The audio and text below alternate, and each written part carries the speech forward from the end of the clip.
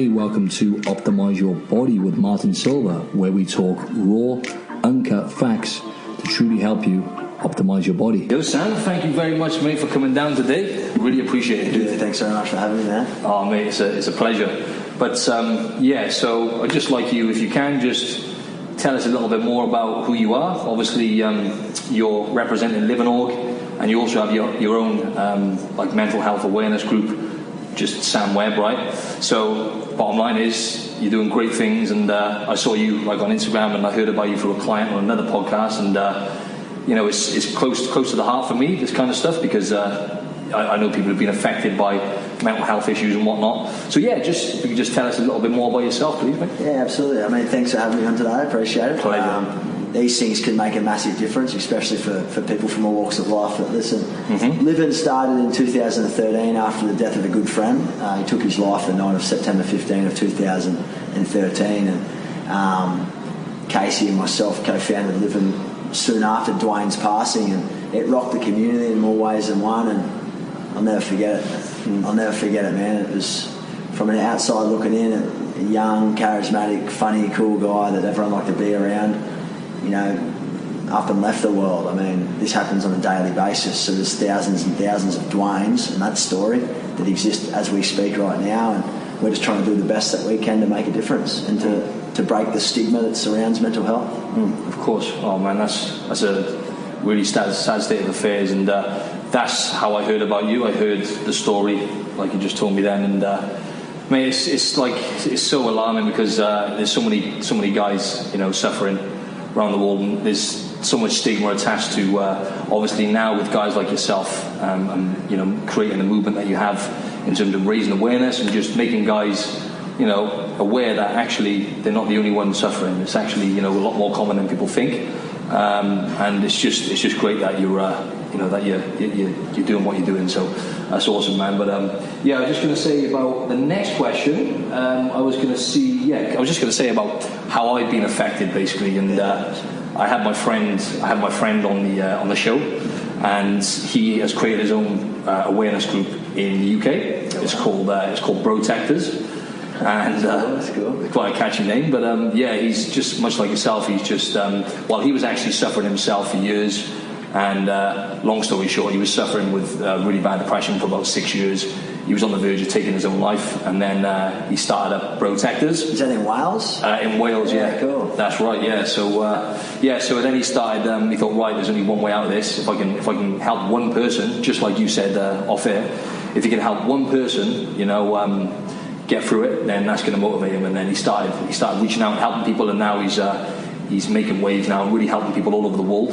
So he was affected. I've got a cousin. I've got loads of people I know who've been affected badly from anxiety, depression, and gone through, really gone down to the trenches, so to speak. I had my own issues in my early 20s for a solid, say, year or two. I was struggling with depression myself, and I was on the verge of taking antidepressants and stuff, but luckily I managed to get through it. But so I was just going to say, it's a lot more common than what we think, right, Sam? Yeah, it definitely is, man. And thanks so much for sharing some of your journey with mental health. And it goes to show that mental health doesn't discriminate. It happens every day to all sorts of different people that do different things in their life, and it's very common. 1 in 5 will suffer with a diagnosable mental illness in the next 12 months, and that number's very high. It's 20% of people. So for us, we're trying to break down the stigma to give people the confidence to speak up and seek help, because one of the biggest things that we see is males in particular don't like to share how they're feeling and their emotions, and more often than not it ends in either a crisis or it can end in suicide, and that can be stopped, that can be changed, and we're doing the best that we can to change that in more ways hopefully than one, and likewise you are too, for sharing your story and spreading your awareness. And the guys in Wales at Protectors, I mean, it's a big team, and there's so many organisations out there today that are trying to break down those stigmas, but it still exists, and we'll do our very best to make a difference where we can, but it's a very complex tool too, and it's an extremely complex subject matter that I'm forever learning. I'm a student of life, and I've been grateful, I guess, to experience on one level in my early years as a diagnosable mental illness, but also losing a number of loved ones to it. So I feel like I've got a pretty good understanding about it, but I'm always learning. Always learning. Always. I know, and I was going to say about that as well, because the human brain, right, is the most complex thing on the planet anyway. So it's like, even the specialists are still trying to work out, and there's so many different factors which come into it. So as you say, it's a constant learning curve. I was going to say, yeah, so you said 1 in 5 people, just run off those stats again. So 1 in 5 people will be, you're talking about men, sorry, 1 in 5 men or people in general? 1 in 5 people in general in the next 12 months will suffer with a diagnosable mental illness. Wow, that is crazy. In Australia alone, because it's our own backyard, I mean, we're losing 8 people a day to suicide, it's reported. Oh my God. Over 3,000 a year, and the numbers aren't diminishing by any means. So there's a lot of help, a lot of support out there, but in those very dark times, I'm sure you can relate to this. It's all well and good someone saying you're not alone and you'll be right and get through this. But in that very bad moment and frame of mind, those dark times, you feel very alone. And no matter what someone says or does, and no matter how close your friends and family are to you, sometimes that can make you feel even more alone. So I mean, it's a very complex area. Again, I'm learning every day, speaking to people like yourself, and it's very much all about teamwork. 100%. Yeah, let's definitely make an impact. I really want to try and step in, and as we just said, then if I can, whatever I can do to help and raise awareness, I'm open for that. Open to that. So if we can even if we can get a few people, because a lot of guys listen to my podcast. I think it's predominantly male. So hopefully, even if it was, because even if you haven't been affected, the chances are somewhere along the line, you know someone who, you know what I mean? So, and it's just about having those measures in place, having strategies in place that you can help to get back on track to start living again, so to speak. And then it's not easy. It's very, very hard, and it's very challenging. And I think you just got to really have those measures in place, because it's not about changing the lows and changing the highs. It's how you get out of the lows and how you foresee what it could be like when you're back on track to living again. So a lot of the time when you're struggling, you only see a tunnel vision.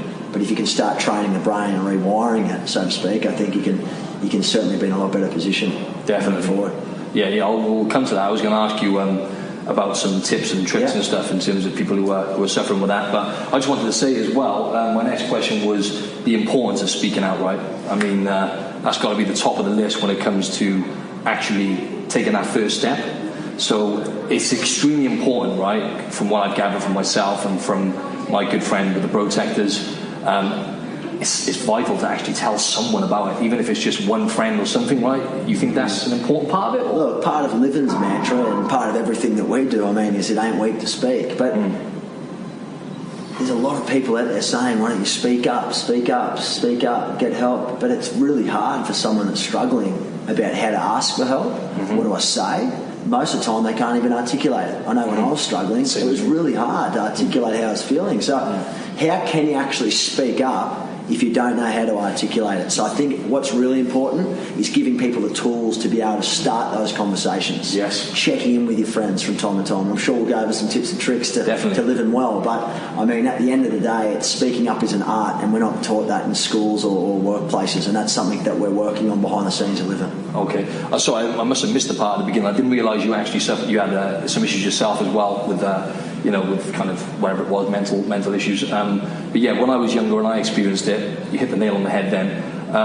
Actually, you don't know how to articulate it, right? I've never really thought about this actually, but when I look back, I couldn't explain because they're all very unique kind of, because what I had, without going too much into it, it was like OCD. It was a OCD thought pattern, like intrusive thoughts. And I went and saw a counsellor and stuff like that, and it didn't really do much for me. And then I went and had CBT, cognitive behavioural therapy, which actually worked wonders for me. That was a game changer for me. But yeah, you don't know how to articulate what you're actually thinking and feeling. It's very, very hard, isn't it? So I've never thought of it like that. Very hard. Yeah. Most people don't know how to explain it. I think that's the biggest challenge that we face, because we're like, you'd rather speak up and suffer in silence, but people don't have sometimes an option, because they don't know that you don't know. You don't know what you don't know, right? Will they understand what I'm saying? I can't even articulate it, for example. How would I explain it to someone? What are they going to say if I can't articulate it? It sort of makes me look like an idiot. So all these things come into mind, and as you said, the brain's a very complex muscle. It's the most complex muscle in a human being. So I mean, it's just being about how to rewire your brain, and everyone's very different on a number of different levels. So what works for you may not work for me, and for the people that are listening, it's a myriad of different things, and it's not a one size fits all. So give yourself the patience to try and find the right fit, and you might see a psychologist or a counsellor, and if that doesn't work, that's not where it ends. You've got to. It's like finding a pair of shoes. You know, you don't just go and get the next pair of shoes and run in them. If they don't fit, you're not going to buy them. You're going to find the best pair that fit you. It's the same thing with a doctor. It's the same thing with your help mechanisms or strategies. If it doesn't interest you and you don't get excited from it and it doesn't make any impact, don't do it. Yeah, don't do it. Yeah. Got to change your approach, and as you say, like, you know, Rome wasn't built in a day, basically. And I heard you saying actually downstairs, which I always say to people now, I'm more aware of how important the mind is. Training, like I've been lifting weights for probably about 16, 17 years. You know, I've took it to a high level. Long story short, competed at a high level as a fitness model, bodybuilder. That's cool. Yeah. So obviously the discipline and stuff like that involved with that teach you a lot about yourself. But I was just going to say, the mind is no different to the muscles in the body, right? So the grey matter in the brain, and you know how the brain actually works. You need to train your brain, and you have to actively seek ways and different methods, and I don't know whether that's reading, meditation, or showing gratitude. All these different things are like tools you could use to actually to help. Yeah. So you were just saying about how you need to train your brain just like you do your muscles downstairs. Yeah. So onto the tips and tricks part, I guess. If you could give us more of a absolutely. I mean, each to their own. I think tips and tricks. Pretty much anyone can do it. That's probably tuning in to the podcast. Yep. Exercise is a big thing, and you don't have to be a fitness freak or a long distance runner to get the benefits from exercise. A 15-minute, 20-minute brisk walk is exercise, and keeping it consistent. Time and time again, it's shown.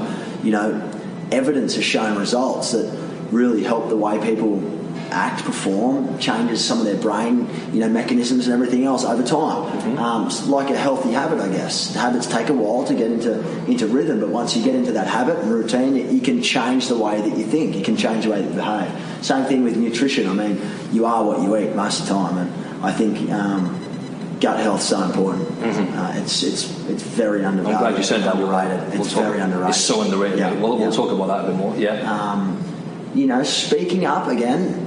Having good friends, staying connected with people. Don't try and isolate yourself. When you're struggling and you're starting to suffer, or you're starting to see a little bit of pain come into your life and maybe not acting like you used to, you start reclusing, you start getting isolated.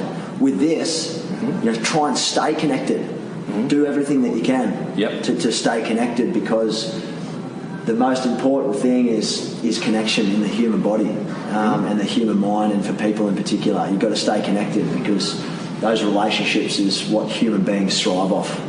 Absolutely, without a doubt. Absolutely, mate. But connection, nutrition, diet, fitness, exercise, healthy relationships, challenges, stepping out of your comfort zone, getting good night's sleep again is a huge one. Mate, sleep. No one. They do not raise enough awareness, and they don't tell us in terms of the medical industry or whatever, the healthcare system. Like, they don't stress how important it is enough. Like, I've listened to podcasts and read books, and it is so important. Like, getting a minimum of 6 hours and having that good quality sleep.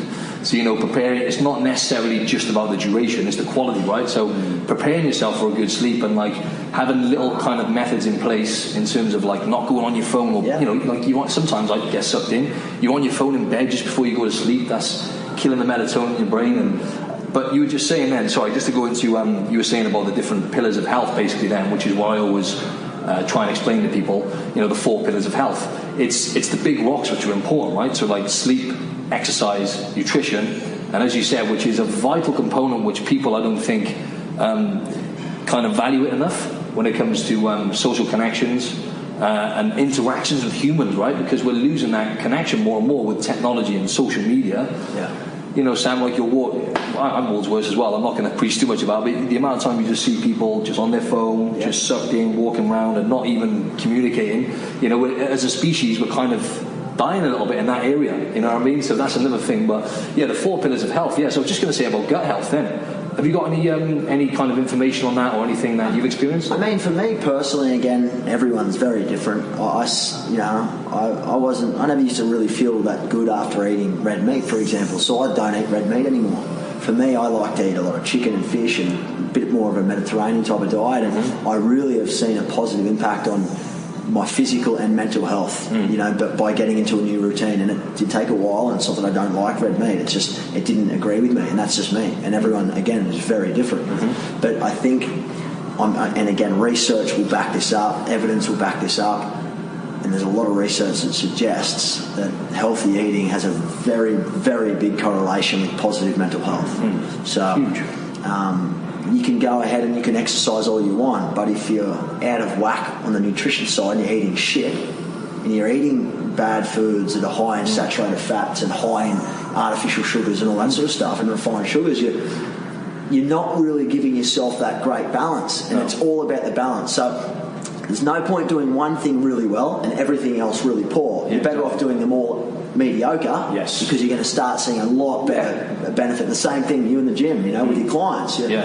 You can go and lift weights all you want, and you can do all the training you want, but if you don't eat the right food, you're probably not going to see any difference in your physical shape.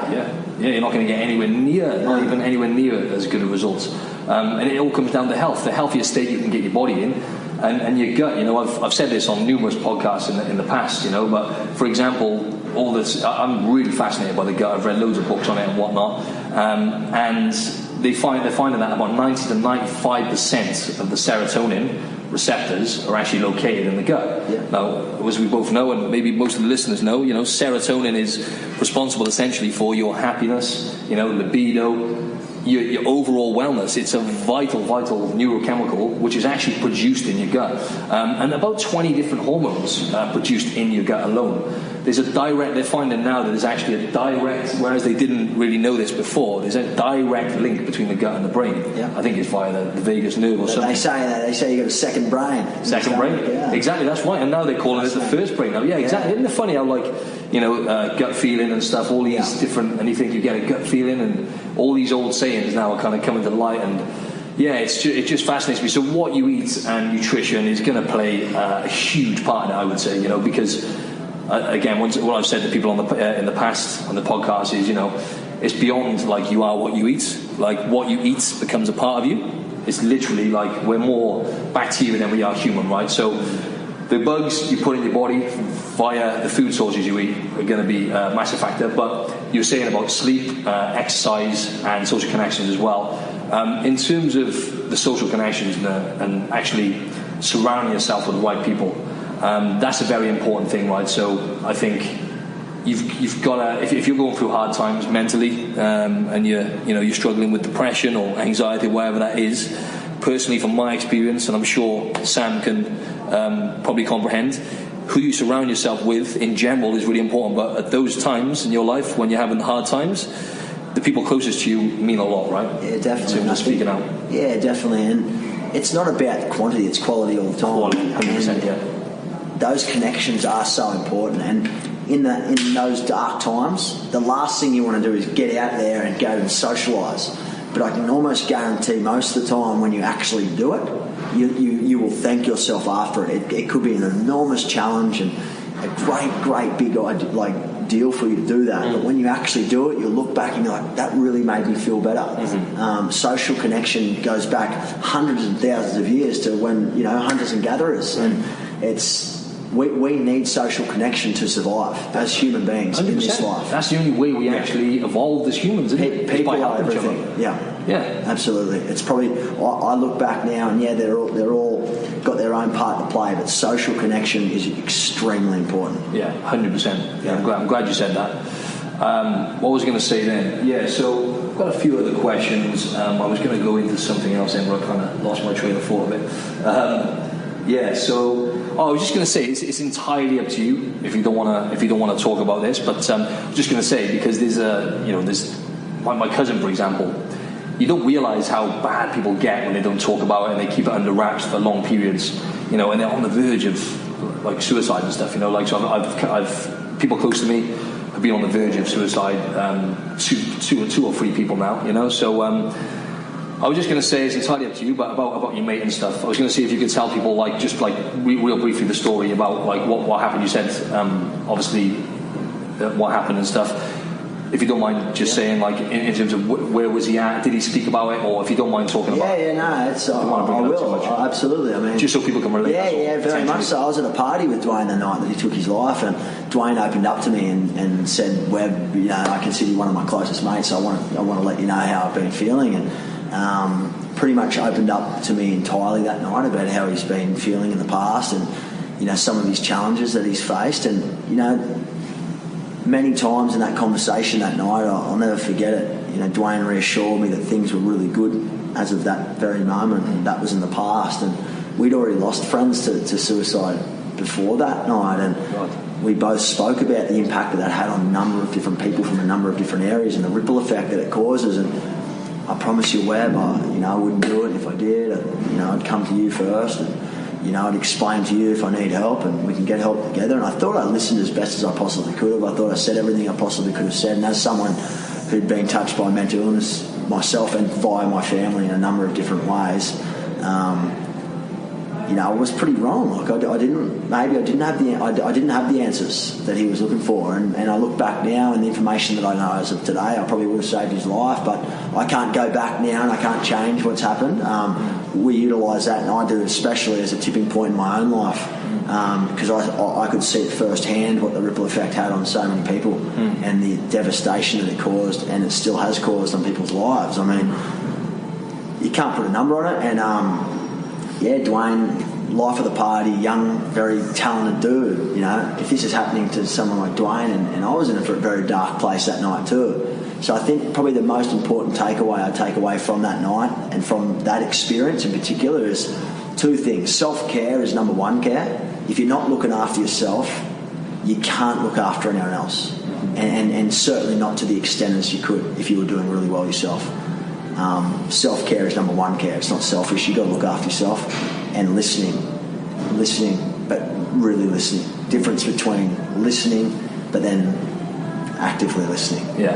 Very different. And you know, that night, I mean, two things that I've learned from that evening, and we're doing the best we can to make a difference, and that's just all we can do now. And there's thousands of those stories that are happening right now, and everyone's got a personal story or a journey that not many people know about. No. So what we're trying to do with Livinorg is getting people to own their vulnerabilities, accept, you know, where they're at, but also embrace, you know, their struggles. Use them as power or strength. Don't let them shackle you, so to speak.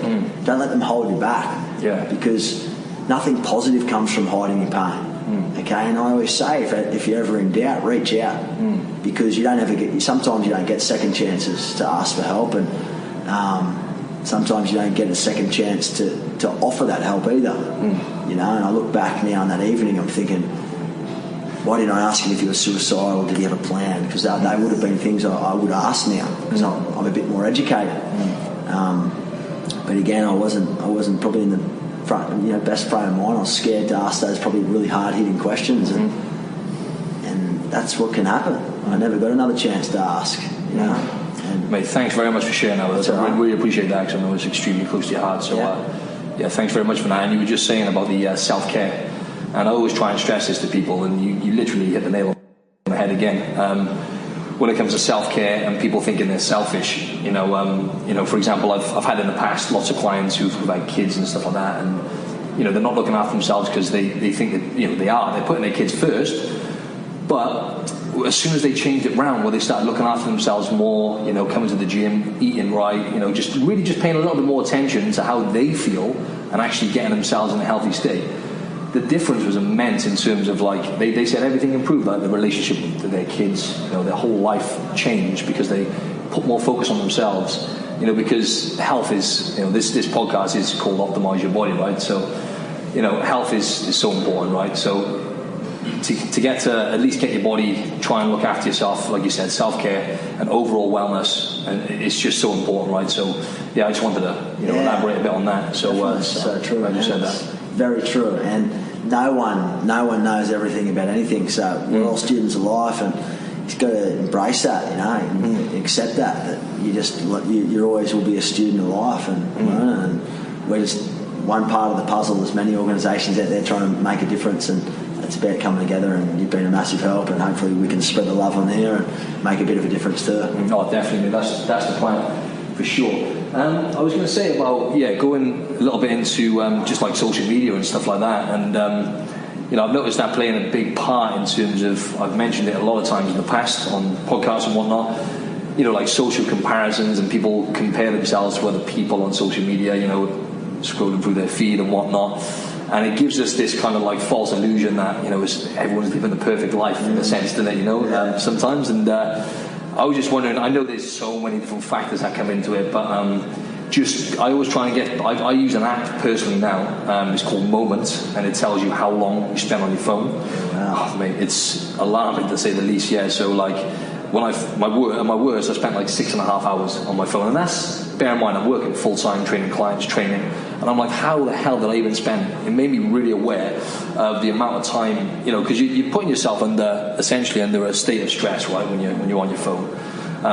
It's not always a bad thing, but actually kind of monitoring how long you're spending on social media, because the average person spends like 2.5 hours a day on social media, and that's just most of the time just scrolling and whatnot, not actually doing anything productive, just whatever. So do you think these kind of things are things to be aware of as well? I'm not sure if you've got to that point. I know it's probably at the bottom of the list, but it's really important. Again, each to their own, and absolutely, I think there's a lot of, it's a double-edged sword. Social media can be very positive and it can be very negative. Yes. It depends on how you see that and how you use that in your own life to either benefit or make it a negative sort of thing. But I mean, there's a lot of good that comes out of social media, but social media for a lot of people is a snapshot of a very small part of their day. So what you see on social media versus what's actually happening in their real life is probably most of the time not true. No, it's not. So I say this to everyone too, is you can't compare your life to someone else's on social media or off social media. It's like comparing apples with oranges. They're two different things. Everyone's very different. 1 million likes, 1,000 likes, 100 likes, 1,000 friends, whatever it is, a little blue tick on Instagram. You're not. That stuff is not what makes you happy. Yeah. If you're not happy within yourself, none of that shit will matter. So. Yeah, you sort of want to own your own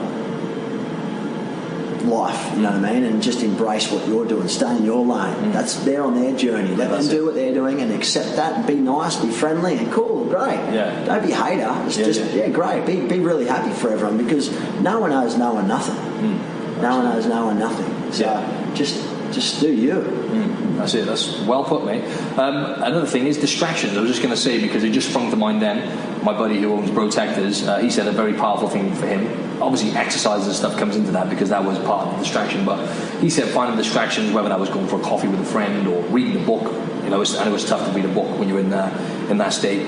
Training and whatnot. Do you think like distractions and actually, again, there's so many variables, right? So it's tough for us to say. I'm just trying my best to appeal to the masses in a sense. I'm just trying to put myself in other people's shoes who are listening.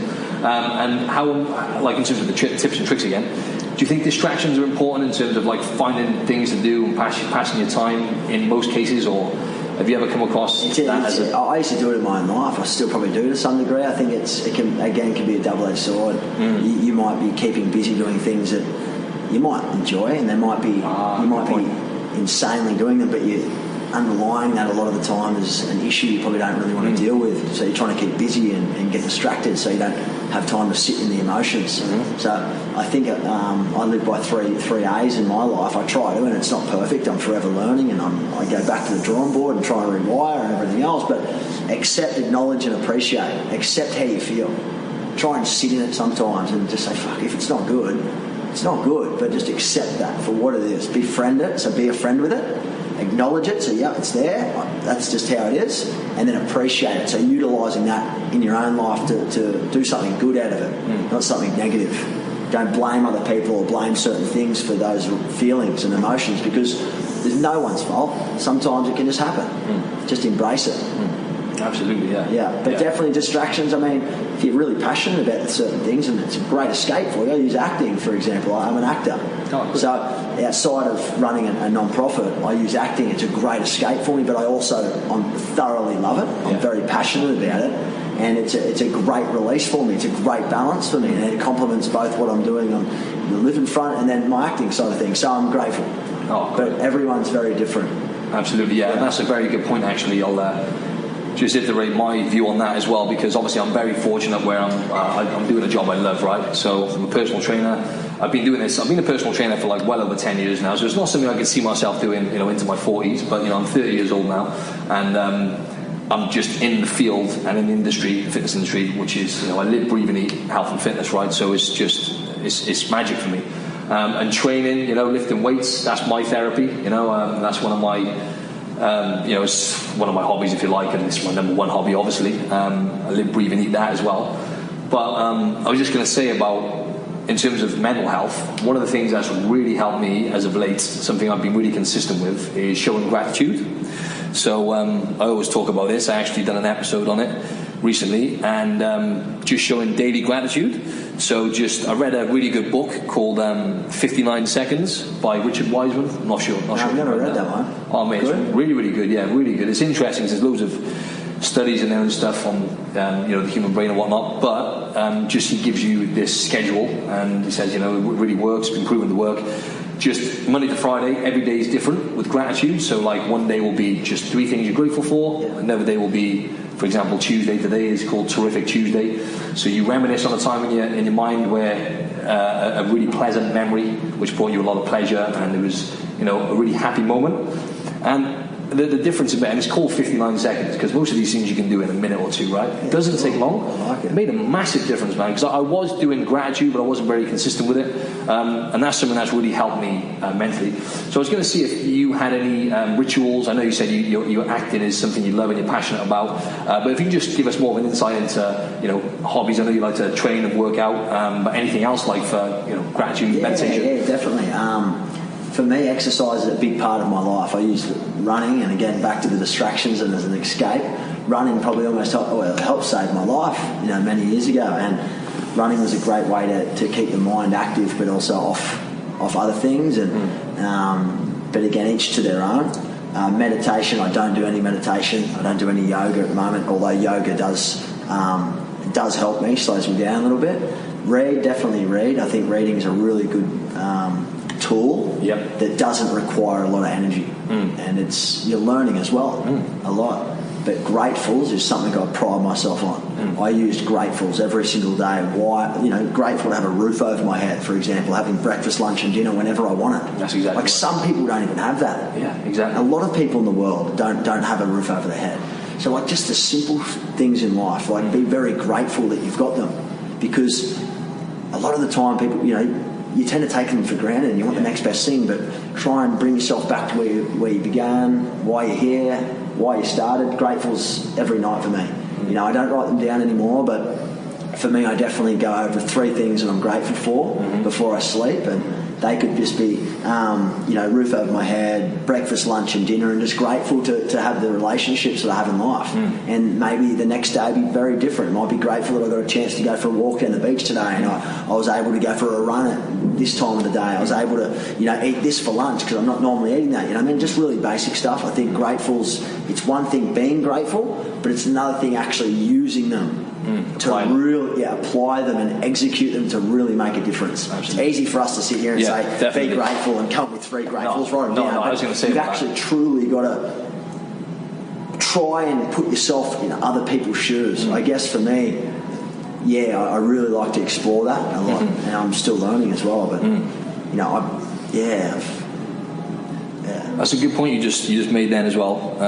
Won't keep it for too much longer, by the way. I was just going to say about gratitude. Yeah, it's easy for me to sit here and say that, but if I go back to the mental state I was in when I was suffering, and my dad, I would have laughed at that, and I would have said, so, for a lot of people, that's like kind of not one of the most important things, but it's something I'm just saying it's something that helps me. But also, you said about learning. So I always say to people, the 3 G's. So gratitude or grateful, growing as well. So learning. So like you said. Even if you were to read a few pages of a book each night, you're gonna. I think if you read like a chapter of a book a night, you'd probably read something like 36 books a year, or something along those lines. And learning and actually occupying your mind and growing, it's so good. I mean, it literally gives you purpose in life, doesn't it? Yeah. it's just vital. Like, we live in a world nowadays which is full of information, right? We've got more information available to us than ever.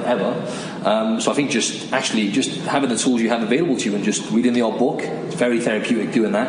And also just giving as well, right? So that's something I really want to work on, is actually start giving more now.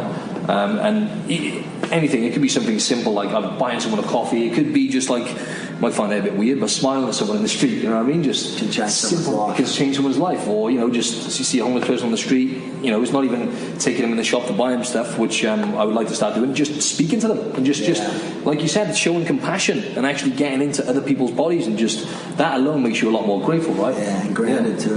Yeah, definitely. 100% grounded for sure. Yeah. Just to wrap it up, mate, I was going to say, so you said earlier on, two top tips was listening and self-care. Yeah. I was going to see if you have maybe like one more, if you could just go over those two again, and just maybe one more, just absolutely. Top takeaways. Biggest takeaways is self-care is number one care. Don't think you're selfish. Don't think you shouldn't be looking after yourself before you look after anyone else. You should be looking after yourself, because that means you'll be able to look after someone else better.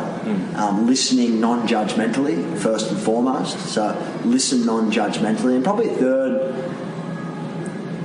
is, if you're ever in doubt, reach out. Like, if you just don't know something, or something doesn't feel right,